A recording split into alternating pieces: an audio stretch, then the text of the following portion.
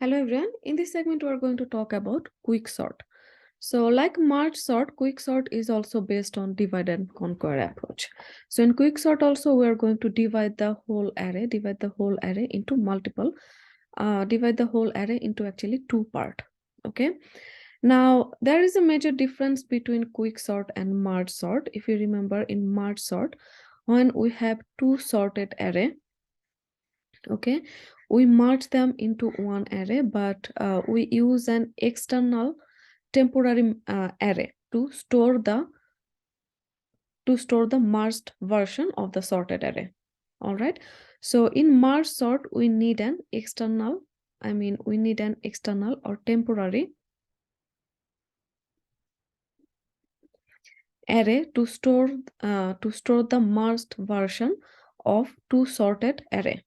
All right, but in QuickSort actually we are not going to do that. In QuickSort we are going to rearrange the numbers in the same array.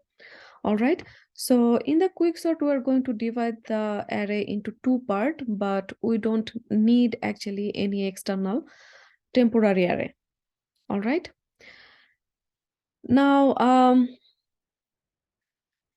in the QuickSort also we are going to divide them into two part, and then we are going to conquer them by having the final array.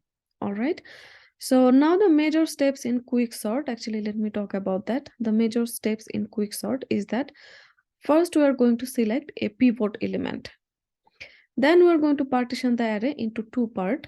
All right, so we are going to partition the array into two part like that. If the pivot element is p, all right, so we're going to find all the elements that are smaller than p.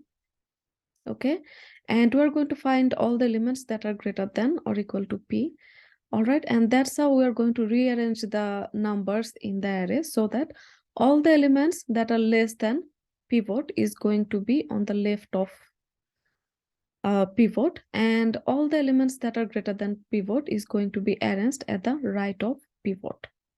Okay, so in this way we can say that the pivot element has been placed at the correct place.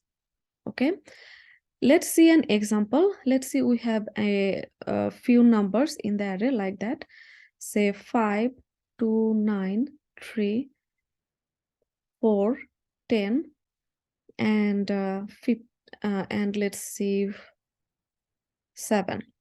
Okay, and let's see we are picking the pivot element 4. Okay, let's see our pivot element is 4. So if 4 is pivot element, you can see that what actually we are going to do first. In each iteration our target is that we pick a pivot element and we are going to place the pivot element at the correct place, so that we know that in the whole array at least the one item, the pivot item, is at the correct place.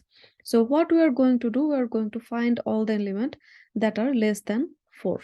So the less than 4 element we have here 2 and 3. Okay, and greater than or equal to 4 we're going to find we have 5. All right, we have 9, 10, and 7. Okay, 1, 2, 3, 4, 5, 6, 7. That's 7 numbers. So you can see that here 4 is at the correct place. So at the left of 4 we have all the numbers that are less than 4, and at the right of 4, okay, we have all the numbers that are greater than or equal to 4. All right, now what actually we are going to do, we are going to repeat the same thing. We are going to repeat the same idea with the left part and right part. So what actually we are doing, we are partitioning the whole array into two parts. Okay, elements that are smaller than pivot and elements that are greater than or equal to the pivot. Okay, now if we do repeat with these two set, like for example if this set is S1 and this set is S2, now we can repeat the same thing with set S1 and set S2. Now let's see, in the set S1 let's pick a number, any number, pivot. Let's see, pivot is 3. Okay, so in this partition, we can say that 3 is pivot. All right. So we're going to make partition like that. Less than 3 will go to, let me use the eraser.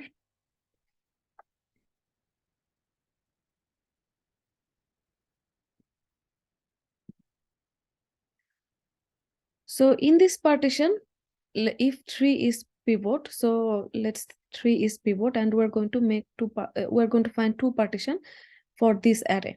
All right. So we're going to place 2 here. Okay. At the left of 3, we don't have any element for greater than 3. So there is no element at the right of 3.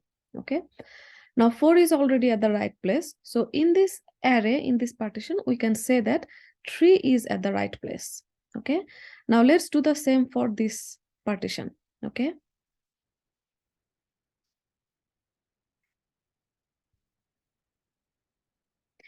So let's pick a number. Let's pick a number 9. Okay. 9 as pivot for this array. So at the left of 9, we'll have 5 and 7. And at the right of 9, we'll have 10. So in this array, we can say that 9 is at the correct place. So you can see that at our, if this is our second iteration, this is our third iteration. Okay. I'm sorry. If this is our first iteration, this is our second iteration. So in this stage, you can see that 4 is at the correct place, 3 is at the correct place, 9 is at the correct place. We have some array here where we have 5 and 7. These are not actually the order of 5 and 7. We're just saying that in this array, we have the value 5 and 7. Okay. And in this array, we have 10. And here the left of 3, we have 2. Okay. Now we keep doing that until we place every element at the correct place. So we are going to repeat that with this array. All right. So it will become only 2. We are going to repeat this with this array. All right. And we're going to repeat this with this array. Okay. Now at some point, we'll have only, each array will have only one element. And we can say that all the elements in each array, they are at the correct place. Okay. So let's see one example.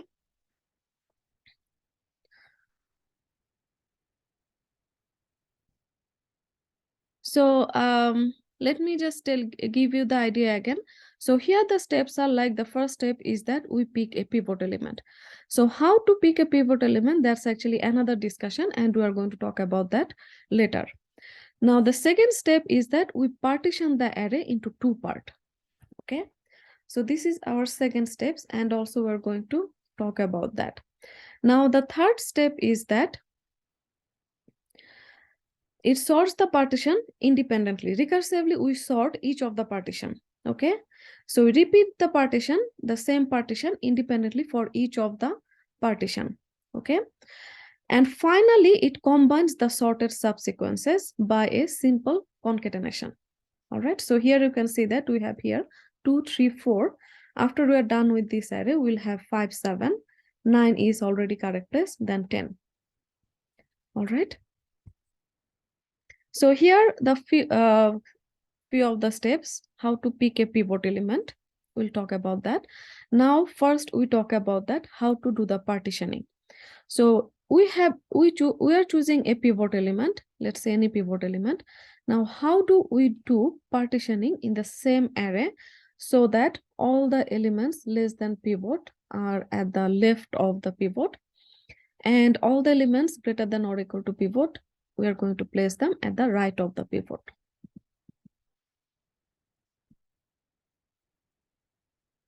All right, so let me just tell you again. So let's say this is our pivot. Okay, so this is our array, this is our pivot. So what actually we're going to do, we're going to partition this array like with 2 set S1 and S2. So this is the pivot. So we find all the elements that are less than pivot element V. You can see that they all are less than V, and they all are greater than V. Okay, that's how we make 2 partition, S1 and S2. And now we're going to do the same for S1, and we're going to do the same for S2. Okay. So S1 contains all the elements that is less than V, and S2 is going to contain all the elements that is greater than or equal to V. Okay.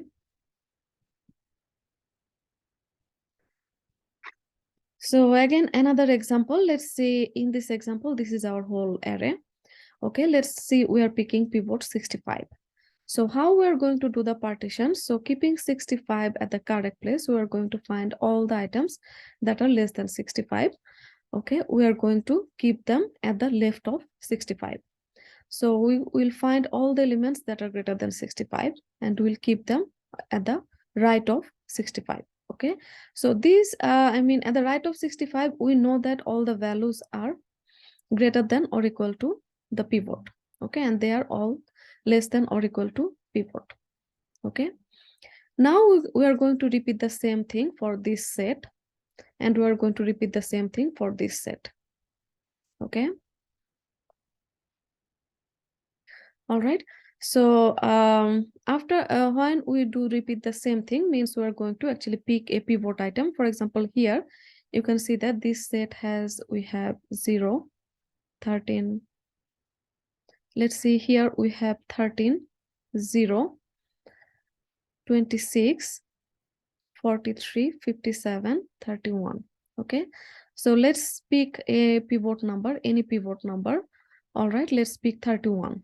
Okay, so we're going to rearrange it like that, 31. So here we'll have 13, 0, 26. Okay, and here we'll have 43, 57. All right. So again, to repeat again here like that, let's pick 26. So we'll pick 26. So if we pick 26, okay, let's pick 13. Okay, so I'm picking 13. So in that case, here we'll have 0, here we'll have 26. Okay. All right, so here we have 43, 57. Let's pick any number. So 43, and at the left of 43, we'll have 57. Okay, it's already sorted, and here also it's already sorted. You can see that. So we'll get 0, 13, 26, 31, 43, 57. Okay, so you can see that actually what's going on here.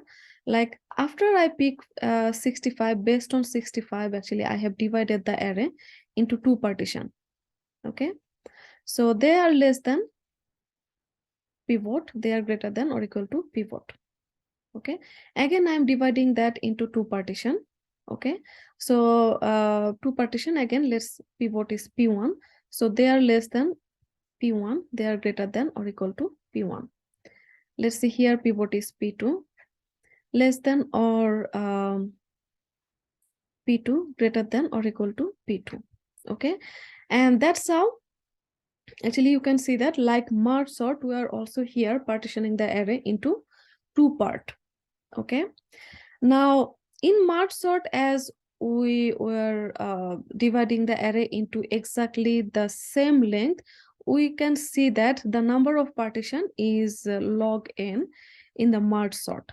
But here in the quick sort, actually what is the number of partition? Okay, that depends on how we are picking the pivot element. Okay, we'll talk about that more. Now first, let's talk about the partitioning algorithm. So partitioning algorithm means from the array we are picking the pivot element. Okay, we are picking any element as a pivot. Now how do we find all the numbers which are less than p, and we are going to rearrange them in the left of p, and we are going to find all the elements that are greater than p, and we are going to rearrange them in the right of p. Okay, now obviously there could be multiple way to do that, but we want an efficient solution. Okay, and here we are going to show you a linear time approach, linear time algorithm, how we can do the partitioning partition of the array. Okay, for the quicksort algorithm. All right, so in the partitioning strategy, we want to partition the array. Let's say our array is A. left to right. Okay, so this is the left index and this is the right index. Okay, so first we are going to get the pivot element out of the way. All right, so we just pick any pivot element. Okay, and we are going to actually get the pivot element out of the way by swapping it with the last element. For example, let's see from this array, if we pick the pivot element like 6, okay, we are going to actually swap it with the last element, with the 19, like this. Okay, 19 with the last element is 19, so we're going to swap 19 with the pivot element. This is our pivot. Okay, so why we're doing that? So that actually the pivot stays at the last of the array, and we are going to consider the rest of the item in the array. Okay, and we are going to look at all of the item in the array except the last element, which is a pivot. Okay, and we are going to find all the item which are less than pivot and which are greater than pivot. Okay, all right, now what actually we are going to do? Okay, we are going to continue with the partitioning strategy in the next segment.